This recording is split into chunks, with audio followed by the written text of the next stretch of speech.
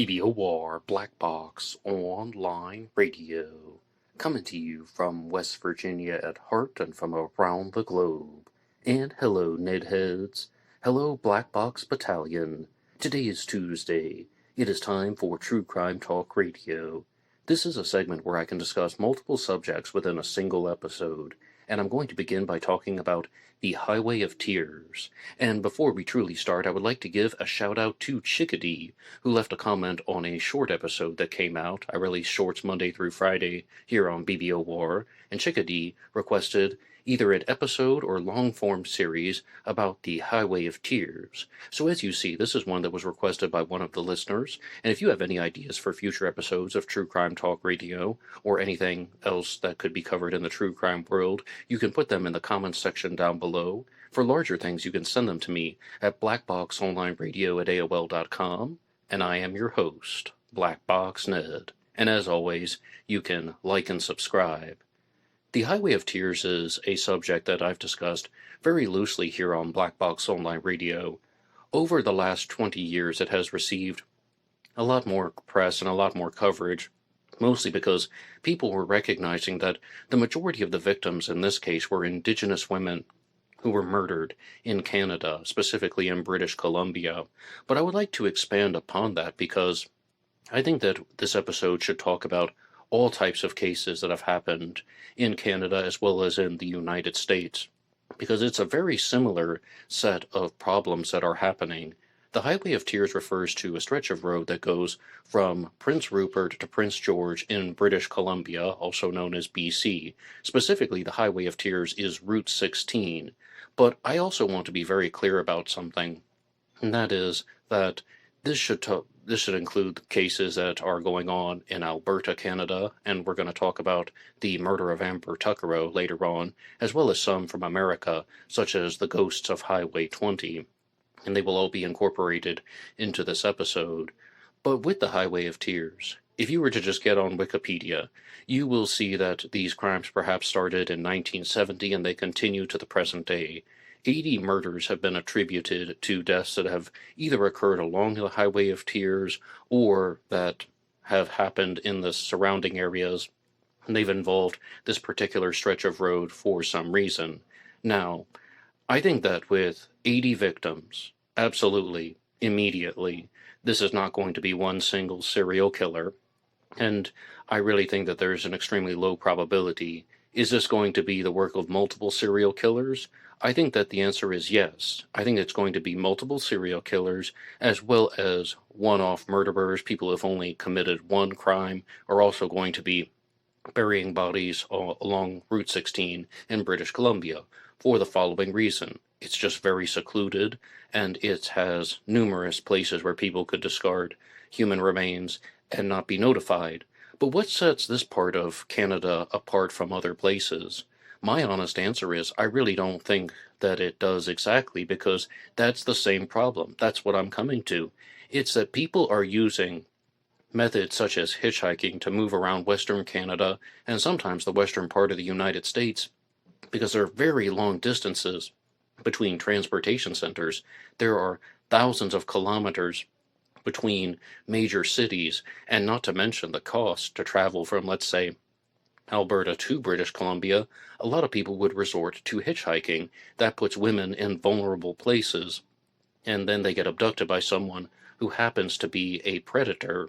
And that's where I would like to begin, because even if you look on the Wikipedia page, it says that the first crime along the Highway of Tears occurred in 1970, but almost certainly that is false. Absolutely every other source that I've looked at, including the documentaries that have been made available on YouTube, even the Vice documentary, all state that the first crime occurred in 1969, and I would like to go to the Prince George Citizen, which is going to talk about the 1969 murder. The RCMP have officially linked 18 murders or missing women along the Highway of Tears. The RCMP is putting this into what is called the EPANA investigation, and that is the specific unit that was formed in 2005. Unofficially, the number of women who have disappeared while hitchhiking or traveling along 3 corridors of north-central British Columbia could far exceed that figure. And yes, the biggest estimates that I've heard is that there are actually 500 women, mostly Indigenous, who were abducted in Western Canada. That's why it's so much bigger than the Highway of Tears, but it all comes back to the same problem of women who are in vulnerable places. And as I said in my short episode, sounds absolutely tragic and morbid, but in southern Canada, I mean, yes, I do count British Columbia as southern Canada compared to the territories, the soil is very, very light and it's easy to move around. And it's very easy for someone to dig, pack the soil, and hide the bodies. When I first read that years ago, I just thought that was absolutely morbid and sickening. But it does appear that that's one of the reasons why this part of Canada is targeted. The Highway of Tears dates back to 1998, when the name was used at a vigil in Terrace to pay tribute to 5 women who at the time had disappeared along the 720-kilometer stretch of Highway 16, connecting Prince George and Prince Rupert. The scope of the investigation also extends to the close of Highway 97, which runs south of Prince George, and Highway 5, which runs from Merritt to Valemount. The 18 identified victims, with the year they went missing, and where they were last seen, are first Gloria Moody, who was murdered in 1969, and she's widely regarded as being the first victim of the Highway of Tears. I'm not sure why the Wikipedia page does not include her, but as I said, every other source states that this was a set of homicides that started in 1969. And then there's Micheline Parr, Hudson Hope, and Gail Ways, Pamela Darlington, Monica Ignis, Colleen McMillan, Monica Jack, Maureen Mosey, Shelley Ann Boscu, and then there is Alberta Williams, Ramona Wilson, Roxanne Tiari, Alicia Germain, Lena Derrick, Nicole Hoare, Tamara Chipman, Aaliyah Sarek Auger, and she is the final one that's included here. But one of the reasons why people think that these crimes have gone unsolved for so long is that the Canadian authorities have ignored them, or they didn't do a proper job investigating these homicides because the majority of the victims were Indigenous, and they thought simply that the Canadian authorities did not care about Indigenous women. And if you watch the 80-minute documentary that's been posted online, even the Vice episode that was done about the Highway of Tears, they spent the majority of the time talking about the social issues as opposed to the true crime issues. So I'm going to be very blunt. I'm going to get to the point. Is there racism involved? Yes, absolutely. Do we see these same type of issues in the United States of America, where I'm from? Yes, absolutely. And I told you guys that I did an episode on the Ghosts of Highway 20, which was a documentary that was posted online, and it's about the serial killer John Arthur Ackroyd, and he would target women along Highway 20 in Oregon, again in the United States, and one woman was actually able to get away from him, an Indigenous woman named Marlene Gabrielson, and she was able to get to the authorities, and they did not properly investigate it. And during the follow-up investigations, it was determined that racism was a key factor in the lack of proper investigation. So a serial killer was remaining free longer than he should have because of these types of discriminatory practices. These things are very real. Yes, they are absolutely real, but I do not want to be completely off from some of the things that are associated with the true crime discussions here, because I've looked at what I call a serial killer legend in the past.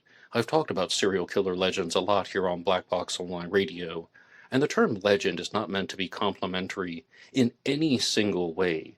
Some of the serial killer legends that I discuss are just when there is a set of homicides and we aren't completely sure if there is a single killer involved, or multiple killers, or just is this an unconnected set of homicides that people aren't really able to understand yet? Is there not enough evidence to make links among these homicides, but they're in a very small geographic region?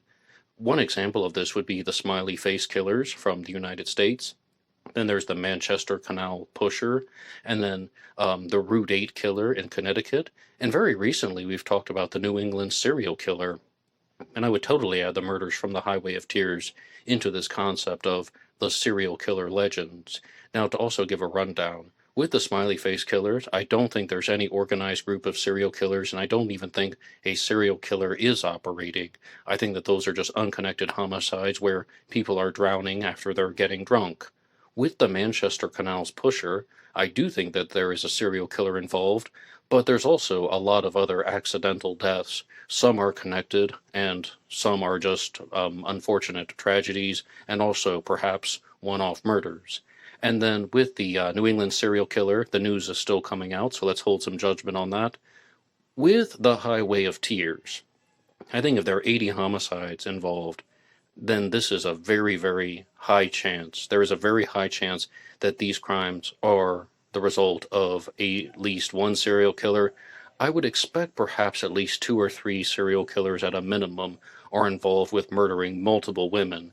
And another reason why this becomes such a leading theory is not only because of hitchhiking, it's because of the long haul trucking routes, where somebody could be taking doesn't even have to be like a big rig truck. If somebody is just a long route driver going again across Western Canada, then they might be committing the crimes where they are not normally based. And then they can live in one city and then commit a murder in a different city. Or how about in rural Canada? Maybe they live in the province of Alberta and are committing the crimes in British Columbia because it won't be traced back to their home territory. I think that that is something that is very, very likely. And just one other side note about Gloria Moody, because she was left out of some other lists, is she was 27 years old and the first victim of the Highway of Tears. She was last seen leaving a bar in Williams Lake on October 25th of 1969, and her body was found the next day. So I think that that also goes to show that a lot of women who are missing are murdered very shortly after the time that they go missing, and I don't think that there is anything that is too extreme about that. I mean, that's not shocking. I really do think that the answers to a lot of these high profile missing persons cases is that the victims are murdered very shortly after the abductions. And very rarely you will find the case of somebody who left on their own accord and is trying to start a new life. I mean, we're talking that might happen 1 to 5% of the time from the missing persons cases that I've looked at here on Black Box Online Radio. Now, as far as Indigenous women being attacked by people and the media and the law enforcement groups not responding appropriately, there is a case that went on in the new millennium that did receive more coverage than perhaps the murder of Gloria Moody and the other victims of the Highway of Tears, but it didn't take place in British Columbia. It took place in Alberta, and this is the murder of Amber Tuccaro. If you are a close true crime follower, you'll probably remember hearing about this a couple years ago when a lot of the high-profile true crime channels were discussing Amber Tuccaro's murder because a recording was made of someone who was possibly the killer. And this really just goes to show you that this is not an isolated British Columbia incident. I've already talked to you guys about Oregon and the United States. This happens all across the world in rural areas when people are doing vulnerable things. But Amber Tuccaro was a woman who was trying to get a ride from somebody, and it turned out that this person was most likely betraying her and leading her to a vulnerable place. And there actually is an article that was posted here by Scum Hunter and on America's Most Wanted website, and this says, 13 years after an Indigenous woman went missing and was later found dead near Edmonton, Alberta, Canada, her family held a news conference in an effort to revitalize efforts to find those responsible. Please come forward, I beg of you, the mother of Amber Tuccaro said. Amber disappeared when she was 20 years old in August of 2010. She had flown from her home in Fort McMurray, Alberta, to Edmonton International Airport and booked a hotel room with her 14-month-old son and a female friend. The next day, she said she caught a ride into Edmonton with an unknown man and was never seen alive again. This is just like the foundation of all of these problems. Somebody is getting a ride because they don't believe that they have another option. They don't believe that there is a more convenient way, a more cost-efficient way, for all the reasons that somebody would go hitchhiking. And I do have one comment, though, from Marlene Gabrielson, the survivor from Highway 20, when she said that the serial killer, John Arthur Ackroyd, who abducted her, was completely non-threatening. if you look at a photo of him, he might come across as some type of intimidating guy. She said there was not 1 ounce of threatening behavior. These serial killers, especially those who are predators, are very good at putting people into a false sense of security. And it goes back to one of the very first true crime interviews that I heard in the past, when someone was saying that a serial killer who is a predator is the kind of person who can get somebody to enter his vehicle when she wouldn't normally do that.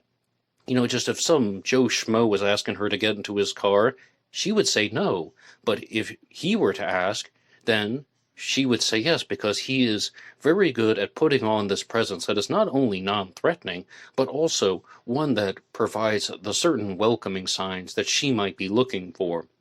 And the more I've learned about serial killers, the more that I've learned at just how calculated somebody can be with those types of direct behaviors and those types of direct mannerisms and body language. Like, they study this to a point. And on True Crime Talk Radio, I frequently talk to you guys about Radio Reddit, and one person was telling the story of someone that they read about in the news, and perhaps from the courts too, and they said that there was this serial rapist in New York City who would scan his victims on the subway, and he would look for certain things. Like, he could read.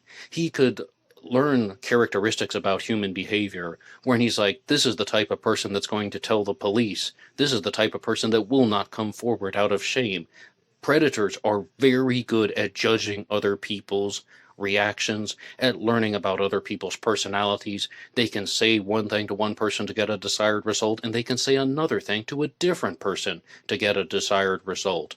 And that person, again, I'm getting all of this secondhand on Radio Reddit, but that person who learned about this serial rapist in New York was saying that it wasn't natural at all. He wasn't a natural people reader. These were just experiences that he had gained while being a predator. And with Amber Tuccaro, it seems like there could be a very similar situation that was going on. Amber's remains were found near Leduc in Canada, and Leduc is one place that I wasn't familiar with before the story. I'm not Canadian, as I've already said. I'm American. I'm from the great state of West Virginia. But this appears to be the part of Alberta that is south of Edmonton, and what the guy is saying on the audio call, which I'll play in just a second, is that he's going to drive her into 50th Street, but he's actually driving her southbound to a place called Leduc in the wrong direction. But let's continue with this article here. And this is a quote from Amber Tuccaro's mother.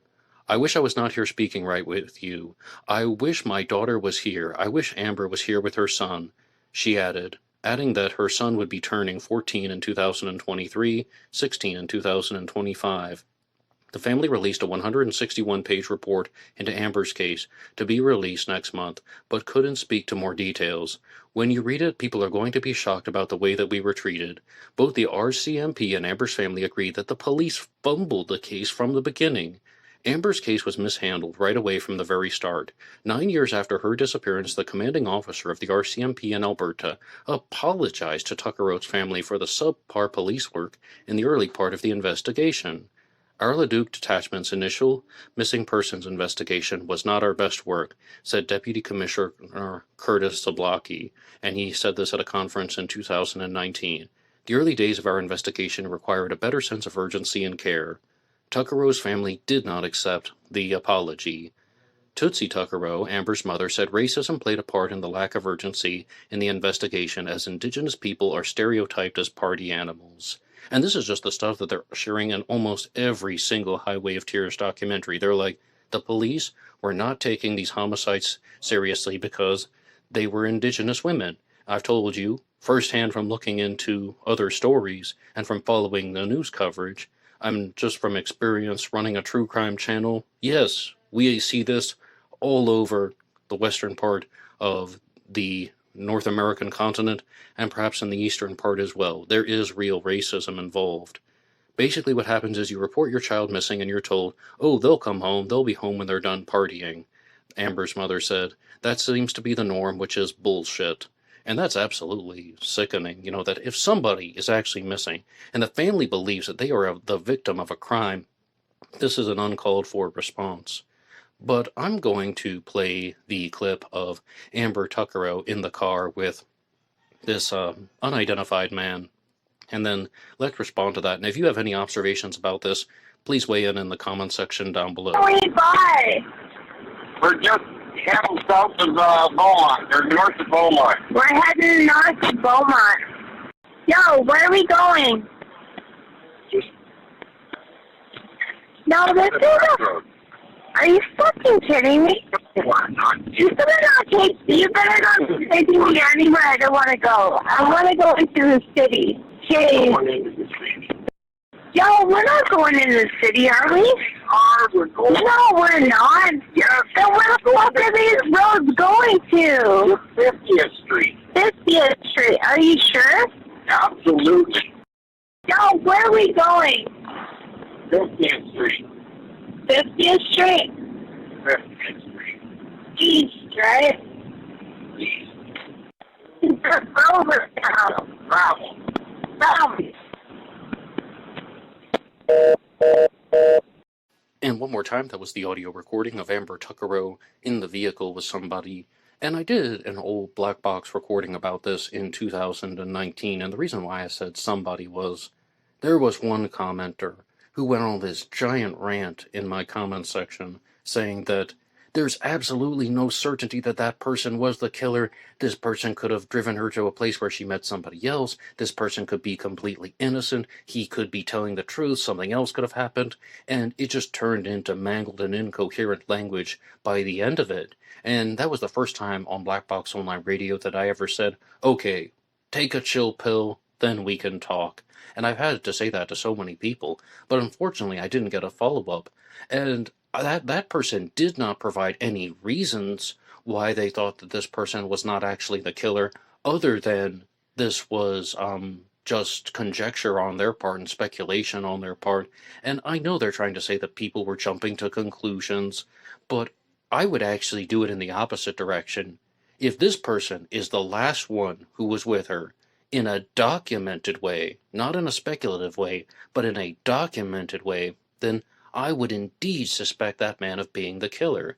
And as I understand, the reason why this call was recorded was because Amber's brother was in prison, and he called her via the prison phone, and all outgoing calls had to be recorded, and then that's why he was able to hear all of this, and that's why this recording existed, period. I may have had some things about that backwards, but no matter what, the call was recorded and you can hear somebody. And they actually made billboards about Amber's case in Canada. They set up a tip line. And one thing that I do remember very clearly from my episode in the past was 5,000 tips came in about what happened to Amber Tuccaro, and all of them proved to be impractical, and they were not very useful. Amber's body was actually found by people who were out riding horses on a hiking trail, and they discovered her by chance. So I had a very twofold response. The first is, just because some people think they know what happened does not mean that their information is credible or reliable. And the second one is that these tip lines should still exist. These things should not be discredited, and somebody should not think any less of a tip line just because of a story like this, because when we talk about high-profile true crime cases, which I do on BBOR, like the Zodiac Killer and D.B. Cooper, what if somebody actually knows something? What if somebody actually has the right information, and that person might not have the best way of coming forward? And people talk about this all the time. They're like, how do I share my Zodiac stuff? How do I share my D.B. Cooper stuff? Well, if there were a tip line or a direct hotline for something, then perhaps there would be an easier outlet. But with a case like Amber Tuccaro's, this was not some sort of 50-year-old cold case. This was an ongoing missing persons case. And then it turned into a homicide investigation. And somebody wrote this out, giving a shout out to Raquel, who wrote this in the comments section for the previous episode that I made years ago. I really hope they find this guy. And do we know how she was murdered? They haven't released the autopsy results, or did they only find remains that were bones? I've missed the part in other videos. I can't remember what they said about her when she was found. I believe the man is a Southerner in the United States, and I think that it was a situation that he had planned. But he had also probably ended up killing her sooner than expected. It sounds like there was a struggle ensuing at the end of the audio. It sounds like he's saying stop it, which leads me to believe that she was trying to open the car door right away because she was in danger. So of course he attacked her. He hadn't planned on killing her yet because he wasn't intending to until he got to a destination. So scary, and I bet he has killed again. Well, this is one reason why I said openly with the Highway of Tears, I think that multiple homicides are the result of serial killers. With 80 serial killers, I think that it's exactly how this person is operating. They are seeing women in vulnerable places whom they think will not be able to fight back. Sometimes women can fight back very fiercely, but these predators are not thinking that women are able to fight back, and they're also going to be paying attention to her behavior and her, as I said, body language and mannerisms, and how is she carrying herself? Does she seem like the type of person who could fight back? And then, is she going to be the type that's going to run away? One thing that I've noticed very clearly about Amber's phone call is that she knows that it's a ruse. She knows this person is lying to her. When she's saying that, well, he's saying that they're going to 50th Street in Edmonton, and she's like, no, this doesn't look like a city where the terrain doesn't appear to look the way that the surrounding areas of a city should look. And she was completely right. It appears that most likely he was driving her in the exact opposite direction, and he was actually going southbound.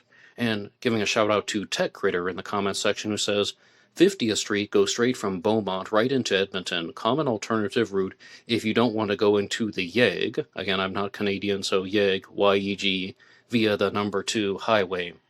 And I think that that might provide a little bit of an insight. And I was just looking at the maps when he said he was going to 50th Street, and this looks like it's all taking place on the east side of Edmonton, and then he would be going southbound to Leduc in Alberta. So I think that Amber figured out that this guy was trying to do something bad to her. And yes, it's only a matter of time before she just wants to get out of the vehicle just to get away from this person. And he launched some type of attack, and then she was murdered. Then her body was discarded in a rural area, and just by chance, she was found. So I think that this is a very saddening story. But do you have any comments about the Highway of Tears or about the murder of Amber Tuccaro? And there really is not a lot of information that's going on. I mean, there really is not a lot of information that can be shared. And with the murder of Amber Tuccaro, this comes back to something that I think is so valuable. And this is something that I've never heard any other channel talk about. I've never heard any other news outlet talk about this, that a reason why this case could be widely discussed compared to the other murders of the Highway of Tears victims is that there's a clue that people can analyze. When there are clues that can be analyzed by the general public, there's so many more discussions that people will have. And it doesn't matter if the person is black or white or Asian or Indigenous, Native American, First Nation, from Canada. People analyze the clues.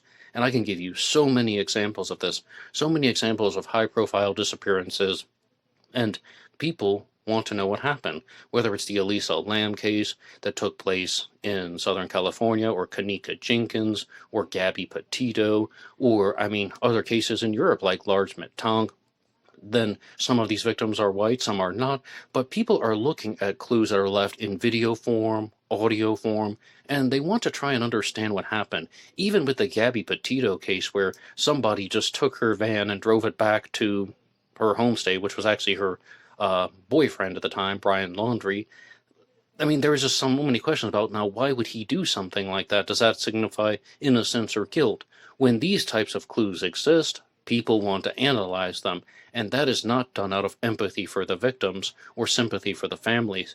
That is done more from the problem-solving aspect, and it can be both. This channel is about both. Absolutely. I've been talking to you about these stories because of both, because you do recognize that there were real people who lost their lives. You recognize that this is an absolute tragedy, and this is an absolutely horrible situation, the way that racism has affected the investigators. And I believe all of that stuff to the nth degree. I don't think that that's a statement that's blown out of proportion. But you can also try to look at the clues and say, what does the evidence suggest? And with the case of Amber Tuccaro, there's a bigger clue than a lot of these other cases where someone was hitchhiking and they were murdered, but you don't have a connecting element. And with the case of Amber Tuccaro, there is a connecting element.